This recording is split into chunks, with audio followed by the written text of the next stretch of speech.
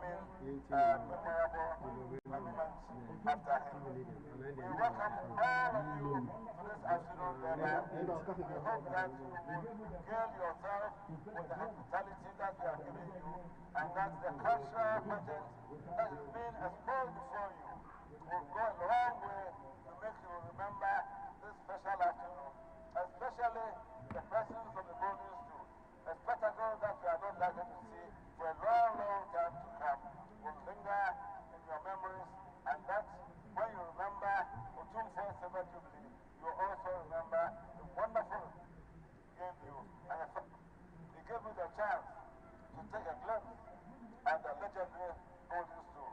Otumfuo, we thank you. We welcome you, all of you, to this gaba. Welcome one more time.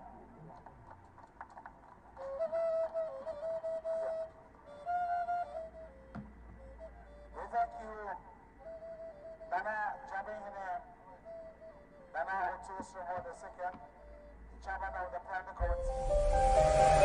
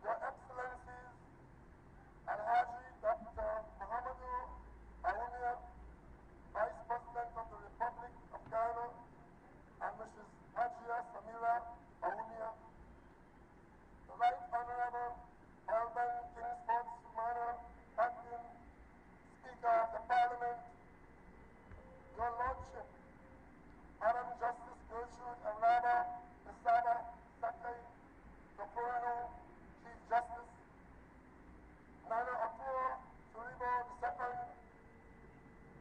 Omanini, of Reverend and Chairperson of the Council of State, former President of the Republic of Ghana, members of the Council of State, Ministers of State, and members of Parliament, members of the Diplomatic Corps, specially invited guests, distinguished ladies and gentlemen, good afternoon.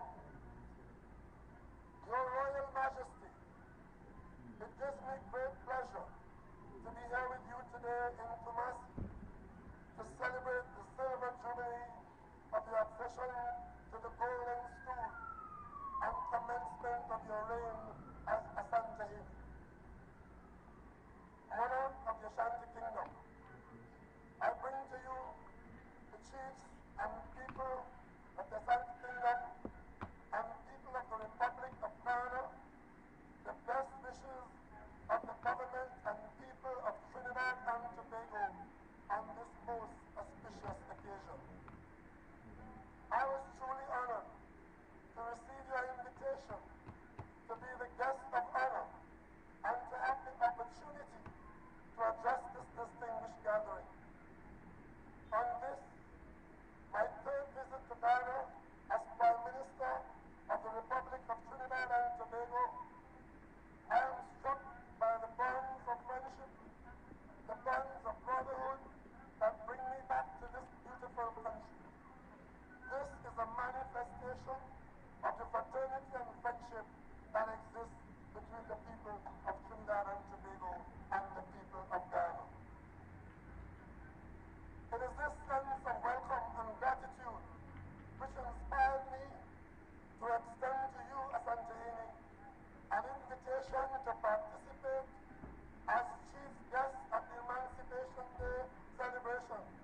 in Trinidad and Tobago in all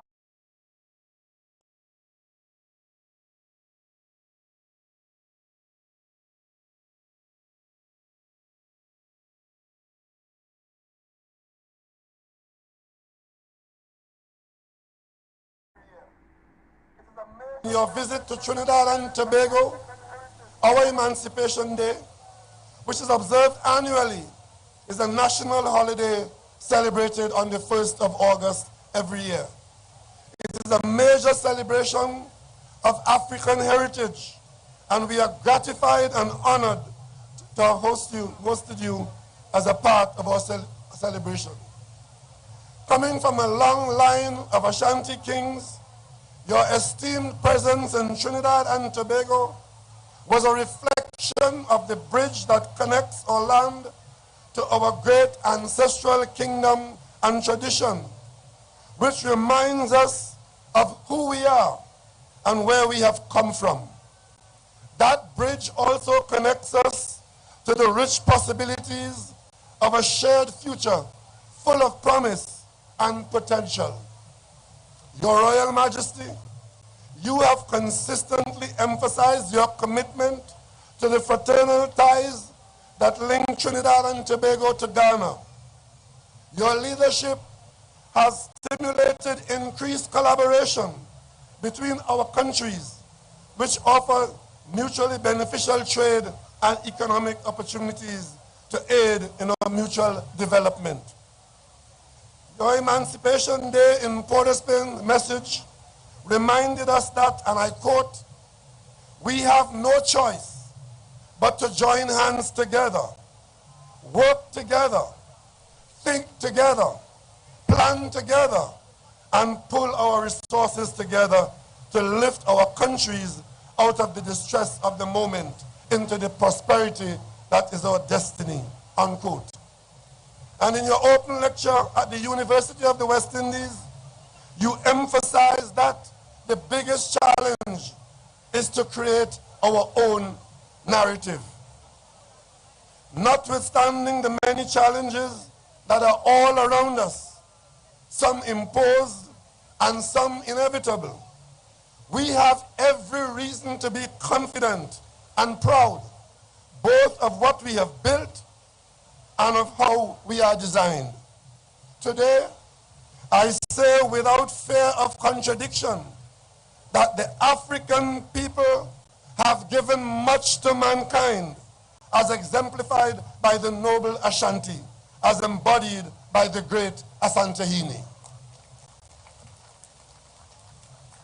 My brothers and sisters gathered here and everywhere in Ghana and Africa, I also have had abundant opportunities to interact with His Excellency Nana Addo Dankwa Akufo-Addo, President of the Republic of Ghana, to explore functional cooperation in areas such as agriculture, energy, education, culture, tourism, trade, and transportation. We have exchanged delegations in both directions, exploring trade and investment opportunities for offerings in both markets, always remaining focused on the As we move forward together, we will address additional areas of collaboration and strengthen our relationship one step at a time.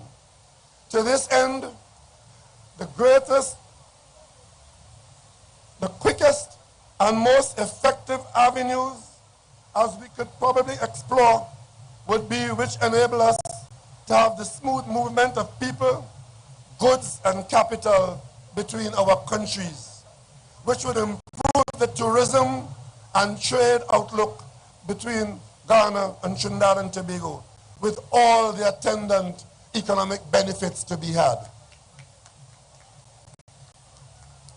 With the opening of the brand new Pempe First International Airport in Kumasi, we see the first steps of international travel as possibilities between our people, Ghana and the Caribbean, Ghana to Trinidad and Tobago. We're working on it. I trust when the first flights are available to see many of you coming to do business, to vacation, or just to explore Trinidad and Tobago and the wider Caribbean. Support that trade route. Support that travel route. It takes 15 hours from London, from Trinidad to get here. It only takes 8 hours from Trinidad and Tobago direct. And we can do it. Because I traveled from Trinidad to Pretoria to Nelson Mandela's funeral non-stop in the Trinidad and Tobago plane. We can do it. Let not the Atlantic keep us apart. But you see, this will not only provide the bridge between Trinidad and Tobago and Ghana as we join hands.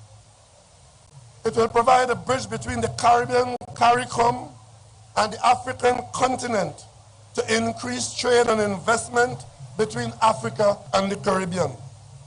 The growing relationship between the Afri-Exim Bank, the Africa Business Council, and the CARICOM private sector organization to establish an Africa-Caribbean Business Council demonstrates the mutual interest of African and Caribbean organizations to growing together.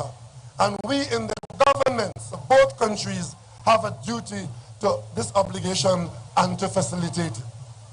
Another area in which we could collaborate is to support the ongoing work of CARICOM Reparations Commission, which seeks to establish the moral, ethical, and legal case for the payment of reparations by the former colonial powers to the nations and people of the Caribbean community for the crimes against humanity of native genocide, the transatlantic slave trade, and the racialized system of chattel slavery.